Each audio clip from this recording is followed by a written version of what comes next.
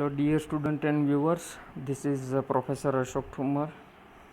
I am working in Department of Mechanical Engineering at Dr. Subhash Technical Campus. As you know that through this e-learning platform, we are providing numbers of video lectures on different technical subjects. So as a part of it, today we are going to discuss one more and very much important chapter, and that is boiler accessories. Dear student, previous two video lecture, specially I have taken on this chapter, boiler, steam boiler. First video lecture in which we have discussed about steam boiler, its classification, constructional detail, and at the end we have also discussed about few important types of steam boiler. Second video lecture in which specially I have covered the boiler mountings. Now it's time to discuss about boiler accessories.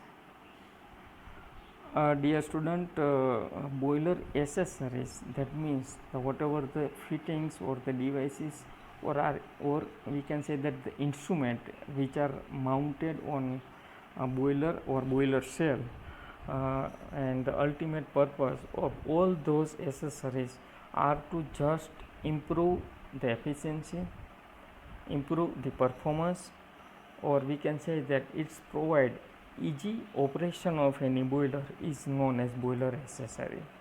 So in particular, this definition, it serve as a three function. Any boiler accessories, first of all, let you inform, it's not mandatory to have on it. That means if you are running boiler without accessory, then there will be no any kind of restriction from an Indian boiler regulation.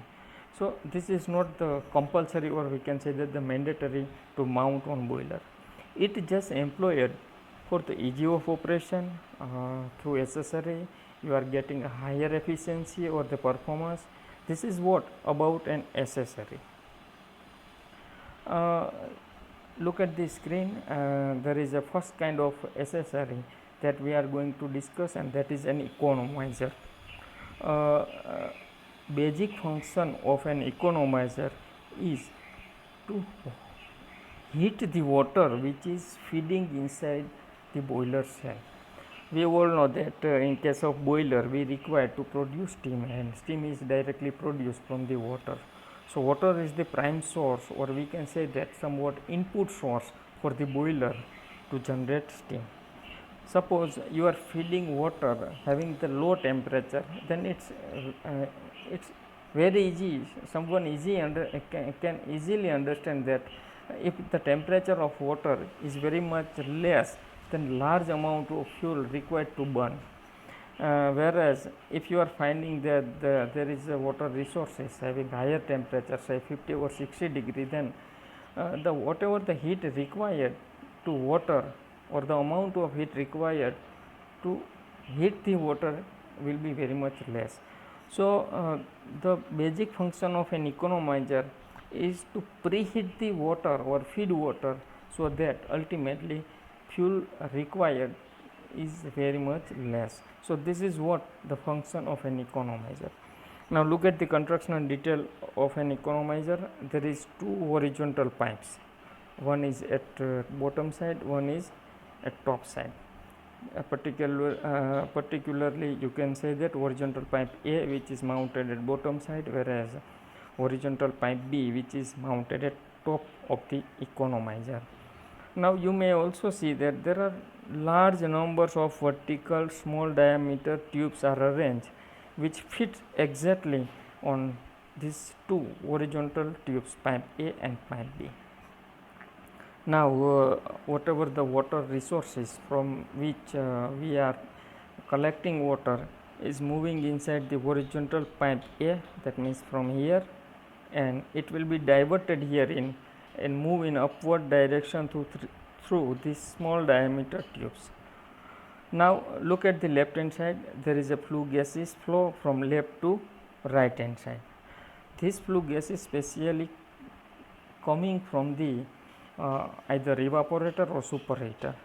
So there will be a huge heat transfer between temperature water which is moving from bottom to top, and flue gases which is moving from left to right.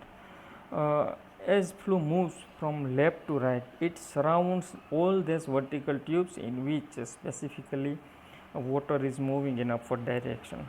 So water will receive heat from flue gases, and ultimately as water move in upward direction, it become warm and heated, whereas simultaneously flue gases, by rejecting its heat, it will become cold.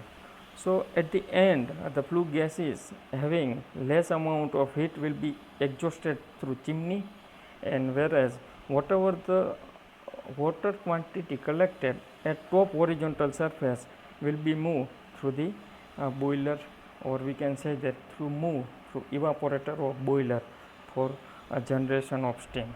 So this is what simple working circuit of an economizer. Now by carefully watching, you may also see that some more accessories are there.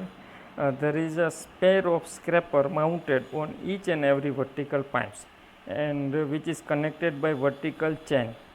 Once again, this chain is also mounted on outer surface of sprocket or gear.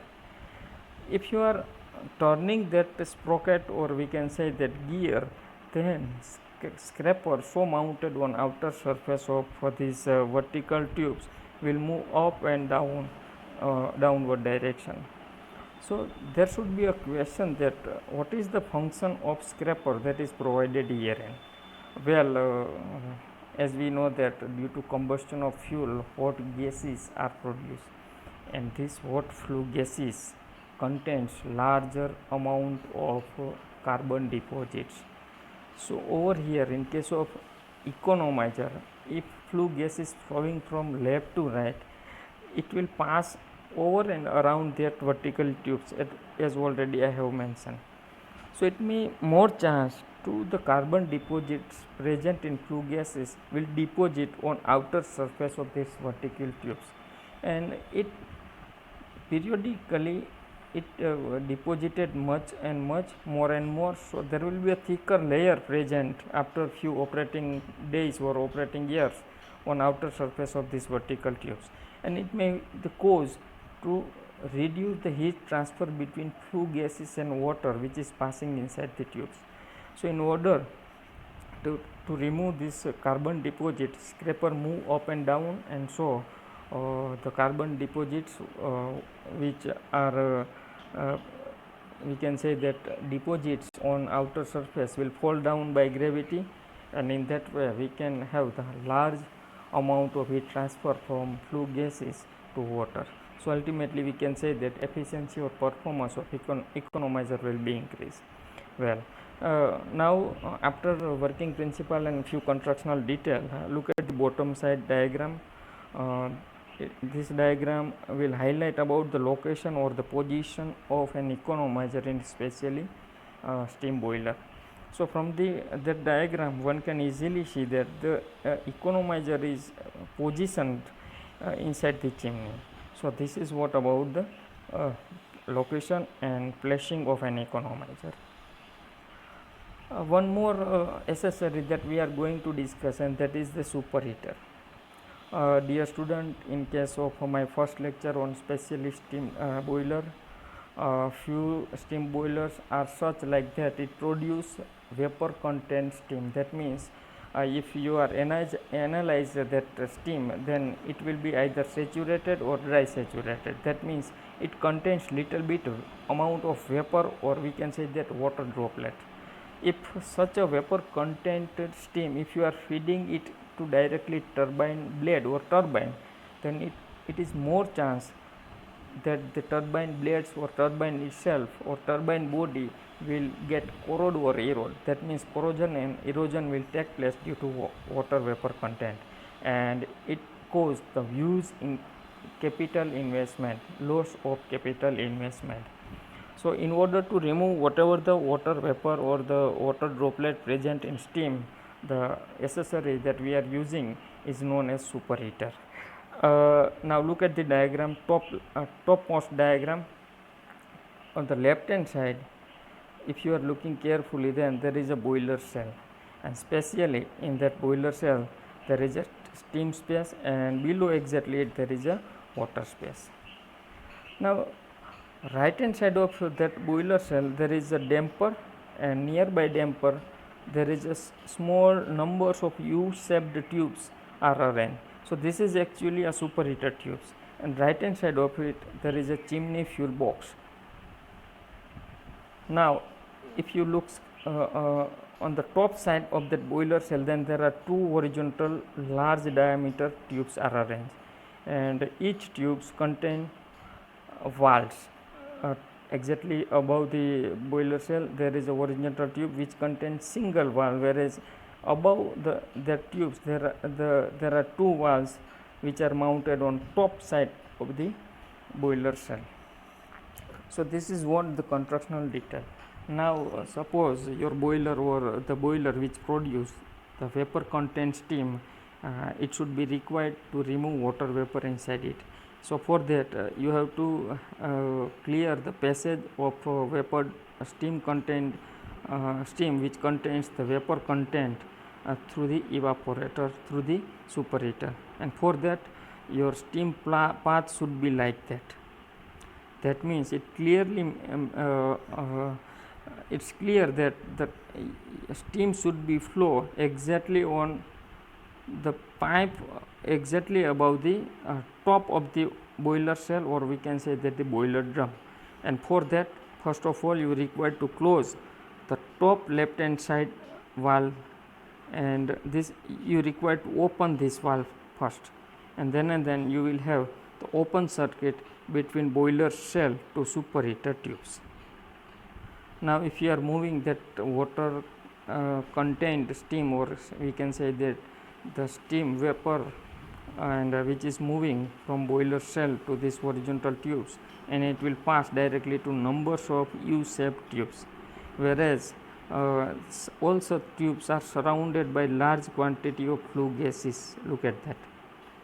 So once again there will be a heat transfer of fresh flue gases from the combustion chamber having the higher heat content will reject its heat to the steam which is passing inside the U-shaped superheater tubes, and now at the outlet of this superheater tube the steam is converted in superheated condition.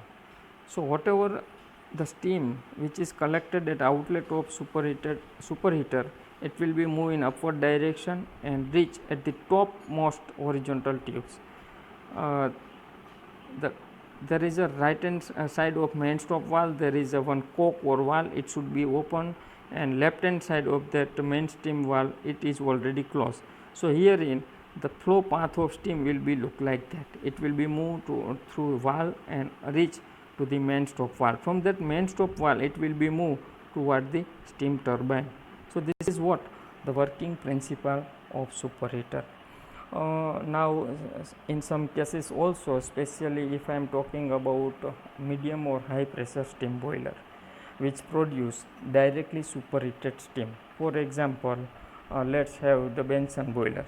So all such boilers we don't require to have the further circuit of a flow of steam in superheater. So in that cases, or some way we can say that the boiler which produce directly superheated steam need not to be recirculate again in superheater. So all that cases, in all that cases we require to flow steam or superheated steam from boiler cell to topmost horizontal tube directly. For that, to have such a flow you require to close the valve on exactly below the horizontal tubes, and you require to open the inlet valve exactly given on left hand side of top horizontal valve, whereas right hand side of that valve should be closed. And in this way, in this circuit, you can have flow of superheated steam directly from the main stop valve to turbine again. So this is what the working principle of superheater. Now look at the bottommost figure.